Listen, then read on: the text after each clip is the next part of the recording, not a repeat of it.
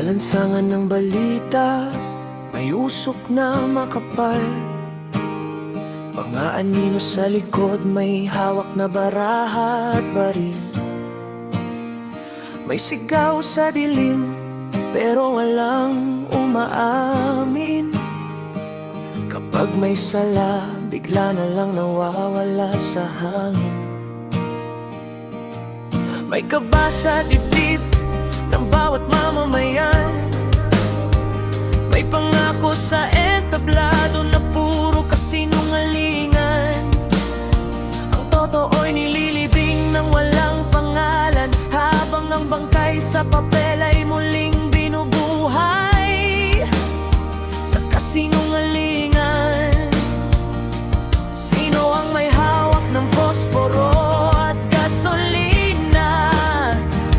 Sino ang may pakana sa palabas na tila trahedya? Kapag may sala, may daan patungong ibang bansa. Kapag patay na raw, may ngiti pa sa kamera. Ang buhay ay pinapatay sa isang iglap.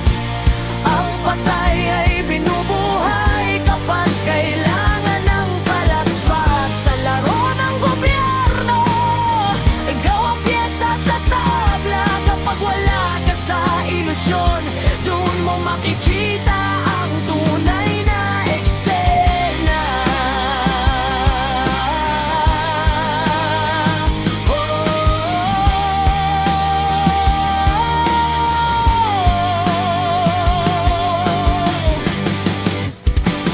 May mga pangalang biglang napapawi.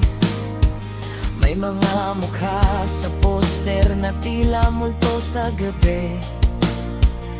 May ulat na kulang ang pahina at paliwanag, pero may mga saksi na hindi kayang patahimikin ng bala at dahas.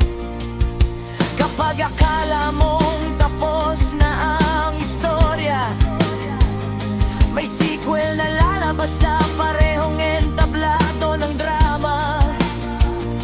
Mga galaw na hirap basahin sa unang tingin, pero malinaw kapag hindi ka kasali sa ilusyon at panlilin lang na lihim. Hindi yung kwento ng bida at kontrabida. Ito'y salamin ng sistemang may dobleng mukha. Kung sino ang dapat manakot, siya pa ang nagtatago, habang ang inosente ang nasa rehas sa tahimik na nagdurugo. Sa likod ng ngiti may lihim na marka. Sa likod ng watawat may mansa ang bandila. Hindi lahat ng patay ay tulog sa hukay. May mga bangkay na humihinga sa likod ng kapangyarihan at sa buwatan na tunay. Ang buhay ay pinapatay para sa interes at pera.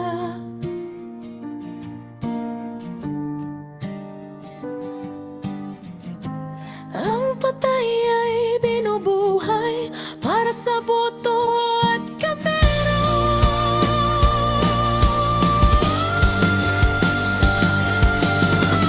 Sa laro ng gobyerno, ikaw ang alay sa mesa. Pero kung wala ka sa laro ng ilusyon, mababasa mo ang tunay na eksena. Ang buhay ay pinapatay, pero ang alaala ay di kayang ibaon.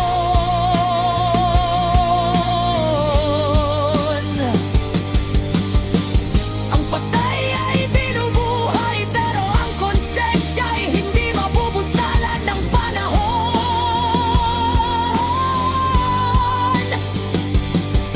Pero may akala ding patay